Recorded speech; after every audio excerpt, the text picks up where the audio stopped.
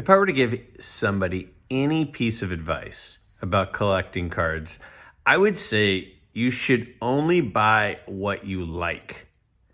You never know what's going to happen.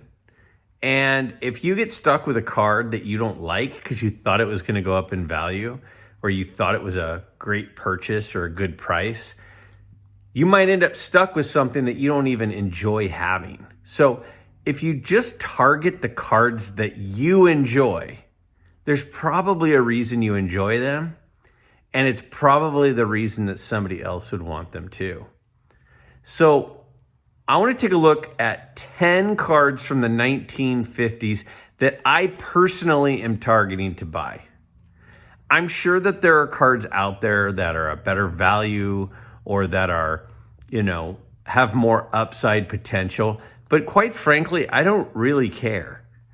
These 10 cards to me are the 10 cards that I don't have from the 50s that would be fun to have. I'm going to tell you exactly why I think they'd be fun to have too. Everybody would say, oh yeah, I want a 52 Mantle. I want a 51 Maze. That's not what I'm talking about. I'm not talking about the 10 most valuable cards from the 1950s. I'm talking about my 10 favorite cards from the 1950s. Ultimately, to me, a sports card is more than just a sports card. It's a picture, and ideally, it's a picture that tells a story. What is the story that a card tells? It tells a story from its condition, but a lot of the times the card and the image itself tell a story that goes far beyond just the name of the player on the card and the picture on the card. It tells a story about the person, about the time period, about the era. And those are the cards that I personally like the most. These are the 10 cards from the 1950s that I personally am targeting and would like to pick up. Check them out. Tell me if you agree with them. Tell me if you like them. And tell me what card I didn't include that you are looking to add to your collection. So again, a very common question that people have asked me are, what are some of my favorite cards, not just from my collection, but that are out there? And the easy answer would be, a Mantle rookie or a Maze rookie. But that's not really, I think, what people mean. I think what people are interested in is we all have those cards that we look at and we just like them. So the 1952 Bowman Stan Musial, there's so many reasons I like this card. First, his rookie is a 48, and the 48 Bowman is black and white. It's a cool picture of him, but it's black and white. And then the 48 Leaf that's a cool card. It's pretty pricey. And then the 49 Bowman is not a good-looking card in my eyes. And then you have no Musial for 50 or 51. So the first Musial card that's really a good-looking color card is the 52 Bowman. And it's just a beautiful card. So we go no card in 50, no card in 51. He's not in the 52 Topps set. So if you want an early Stan Musial, this is really the one that you want if you're looking for a nice-looking card. It's a beautiful picture. I love that card. The 53 Yogi Berra. I love the 53 Yogi Berra. His rookie card is also a 48 Bowman. And it's a cool card. I love the card, but it's black and white. And then the 49s are not really that good looking. I like the 50 Bowman, but it's a distant shot of him. It's kind of far away. It's not a real good look of him. And then, the 51, it's okay. This card to me is just cool looking. I don't know. I just like it. You got the Yankee logo on the card, on his hat. You got the pinstripes on there.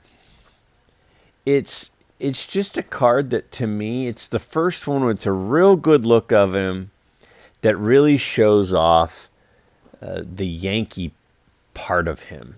And, we all think of Yogi, and obviously we think of Yankees. 1957. So this Brooks Robinson, I love this card. This has always been one of my favorites, and there's so many reasons for it. Number one, he looks like, I think he's 20 or 21 in this picture. It looks like he's about 16. He looks so young. The 58 Topps is really a brutal card. It's not a good-looking card.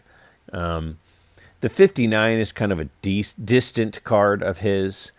And then, growing up, I played Little League for 2 years on the Orioles, and I played a lot of infield. One of the years I played a lot of third base. So I just have this kind of connection to Brooks Robinson. And one of the things you're going to see time and time again that I point out is I like the good-looking cards, but I also like the cards where the guy looks really young. If you'd take a second to subscribe to my channel, I'd really appreciate it. So the 58 Hank Aaron is the next one on the list. Again, he looks pretty young here. He's about 24 or so in this picture. I love the 58 set, and then a lot of them, the player's picture just pops off the page because of the different color backgrounds. You got the old Milwaukee Braves thing going. You got the old logo going. It's the first one of his cards that really starts getting affordable. The 55 and 56 are pretty pricey. The 54 obviously is very expensive. But again, he just looks young. It's like that Brooks Robinson. He just looks like a young kid.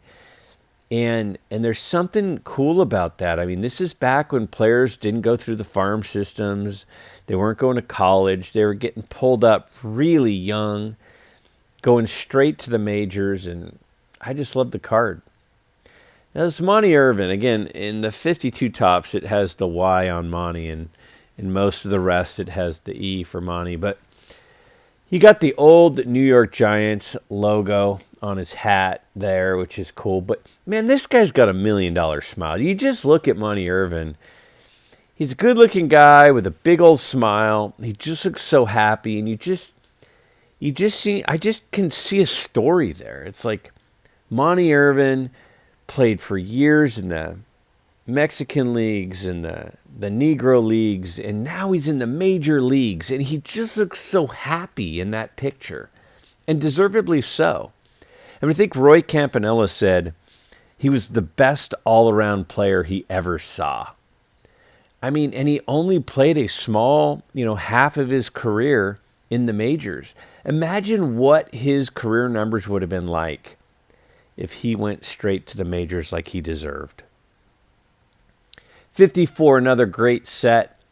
Al Kaline, anytime your nickname is the name of the team, Mr. Tiger. And in this picture, I think he looks about 18 or 19 because he is 18 or 19 in this picture. It's a close-up picture. You get a real good look at him. It's a relatively affordable rookie card. And, I think he won the batting title the next year. He's the youngest player ever to win a batting title. He was like 20 years old when he did. And it's just a great-looking picture of him, a great-looking card of probably the best Tiger of all time. And, I'm sure somebody out there will tell me that I'm wrong, but he is. Mickey Mantle. Now, what list doesn't include a Mantle, right? Well, Mantle doesn't have a 54 or 55 Topps card. So you're either going to go back to the 53, which is really expensive, or this one, the 56. And one of the things I love is the action shot in the background. Look at how high he's getting over the fence there to make that catch.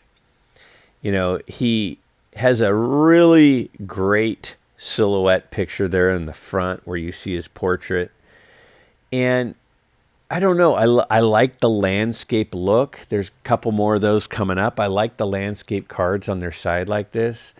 You got the big Yankee logo on his hat popping right off the page. It's just to me, this is the Mickey Mantle card. The 57 is I do like the 58, but this is the one to have for me. Now, Jackie Robinson, there's so many cool Jackie Robinson cards, but this one, there's something about this one. He's kind of got a very classic looking, distinct swing finish where he finishes up high. And you see that in the background. He's got this distinct swing. He's got the B for the Brooklyn Dodgers on his hat showing. The light yellow in the background, it really just allows you to focus on him and just see that portrait in the foreground. This is the card for Jackie Robinson. And again, I think everybody that collects vintage cards would agree you really need a Jackie Robinson. And this one is just beautiful. Now, you can't have a list without Mickey Mantle or without Willie Mays. And there's a few things going on here. Again, you got the NY for the New York Giants. You've got this slide in the background. And the slide, again, we forget just how athletic Willie Mays was. He was an incredible athlete. And you see him in the background making an athletic slide. And it reminds you of that component of him. So fast, stole a lot of bases, was an amazing center fielder. And then he's flashing that $1 million smile in the foreground that Willie Mays is so known for. And, living in Northern California, we've seen Willie Mays at different events at times. And, there's so much focus on Willie Mays. But that smile that we see there is really cool. This card just screams everything that I think of when I think of Willie Mays. Now, my absolute favorite card is the 54 Ernie Banks. I think he's about 20 years old in the picture. He looks like he's about 15. You got the old Cubs logo in the top right-hand corner. And, sometimes we overlook things like this, but his signature says Ernest Banks. I mean, that's such a cool thing, but it's something that a young kid who's just happy to be signing his name would put. Later on he goes to Ernie Banks, which is what we all know him as. But this card with the light background and the dark blue hat, and he just pops. And this is just such a cool card. And the 54 set has so many things going for it. Those are my 10. Those are my 10 favorite cards from the 1950s that I'd like to get. And I will get several of them. And I'd like to get at least one or two of them this year. Which of those is your favorite? And that's my list. What's your list? Tell me at least a couple of the cards from the 50s that you really like and that speak to you, and that the look of them just gives you that feeling of that's something that I need to have, because this is what collecting is all about. Again, if you've not yet subscribed, I hope that you will. Collecting is about getting the cards that speak to you and make you just really enjoy having them.